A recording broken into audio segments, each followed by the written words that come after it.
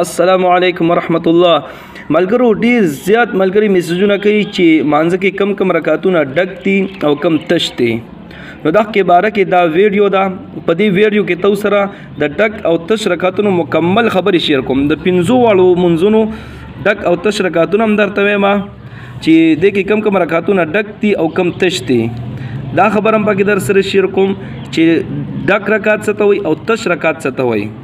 او دا خبر هم د سره د شیر کوم چې چانا د غلطې نه ډک رکعات هغه تش وکړو یا د غلطې نه تش رکعات ډک وکړو نو دی به بیا څه کوي.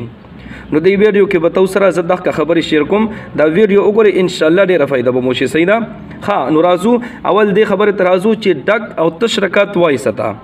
نو ډک رکعات هغه رکعات ته ویل کېږي چې ولد ضالین امین نه پس پکې صورت هم خلق وایي کل هو پکې وایي یا بل صورت پکې وایي. دغه رکعات ته ډک ویل کېږي.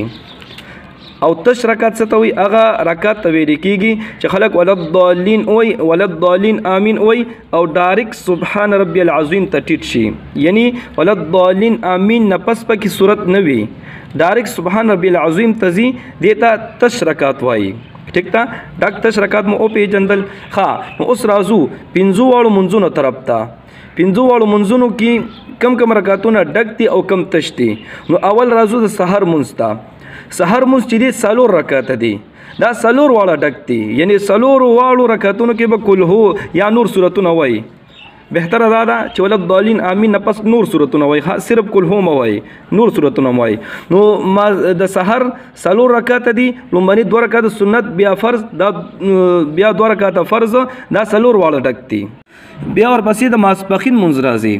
اول څلور رکعات سنت مؤکده بیا څلور رکعات فرض او بیا دوه رکعات سنت مؤکده راځي. نو اولنی څلور رکعات چې دي سنت مؤکده دا ټول ډک دي څلور واړه رکعاتونه ډک دي. بیا ورپسې څلور رکعات فرض دي د ماسپښین منځ کې چې نو هغې کې اولني دوه رکعاتونه ډک او بیا دوه رکعاتونه تش دي. بیا ورپسې دوه رکعات سنت مؤکده دي نو کې هغه دواړه ډک دي. دواړو کې به صورت وایي. ماسپښین منځ پوره شو. بیا مازدیګر منځ ورپسې راځي. مازدیګر منځ ټوټل څلور رکعات دي. څلور رکعات دي. دا څلور رکعاتو کې دا دوه رکعات چې دي اولني دوه رکعاتونه دا ډک دي یعنی صورت په پکې وایي د ولد ضالین امین نه پس. او بیا چې کوم دوه رکعاتونه دي دغه دواړه تش دي خالی دي. دې کې چې څنګه ولد ضالین وایي امین بس سبحان ربی العظیم ته به ټیټې کوي. ماسپښین منځ مازدیګر منځ مو شول. بیا ورپسې د ماښام منځ راځي. نو ماښام ټوټل رکعاتونه پنځه دي. د پنځو رکعاتونو کې درې رکعات اول فرض دي او بیا ورپسې دوه رکعات سنت مؤکد دي.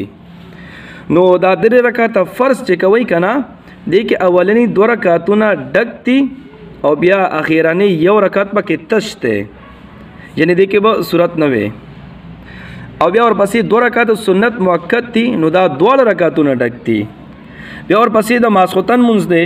نو ماسخوتن منځ ټوټل رکعاتونه 9 دي. دې کې اول څلور رکعات فرض دي بیا دوه رکعات سنت دي بیا درې رکعات وتر واجب دي. نو کله چې دا څلور رکعات فرض کوي د ماسخوتن نو دې کې اولني دوه رکعاتونه ډک دي او بیا ورپسې دوه رکعاتونه تش دي. بیا د ماسخوتن فرض پسې څلور رکعات فرض پسې دوه رکعات سنت دي سنت مؤکده دغه دواړه رکعاتونه ډک دي یعنی صورت په پکې وایي د ولد ضالین امین نه پس. او بیا اخیره کې درې رکعات وتر واجب دي. دا درې واړه رکعاتونه ډک دي. ښه دا خو ډک او تش رکعاتونه مکمل شول. اوس که تاسو نه د غلطې نه ډک رکعات تش وشو او تش رکعات نه ډک وشو نو اوس په څه کوئ؟ نو که د غلطې نه تاسو ډک رکعات چرې تش وکړو یعنی یو رکعت کې صورت ویل دي او تاسو پکې اونه ویل بس تاسو ولد ضالین امین نه پس د غلطۍ نه ټیټ شوئ او ډک رکعات او تاسو تش وکړو نو بیا به تاسو اخره کې سجده سهوه کوئ. سجده سهوه چې تاسو وکړئ نو مونځ به مو برابر شي. سجده سهوه طریقه بیا به څه چلو کوم بله ویډیو به دغه باره کې جوړه کړو چې سجده سهوه سړی څنګه کوي. خو رابطه کول شي په واتس اپ باندې کمنټ کې مزه ان شاء الله په سجده سهو تاسو پوي کوم بیا خو ک ډک رکعت تاسو د غلطۍ نه تش وکړو نو سجده سهو به کوي دې سره مونز برابر شي. او که تش رکعت د غلطې نه تاسو ډک وکړو که نه نو په دې باندې بیا هېڅ هم نشته دی.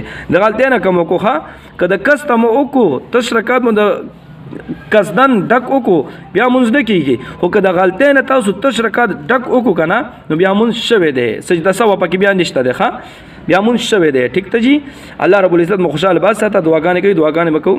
الله په امان.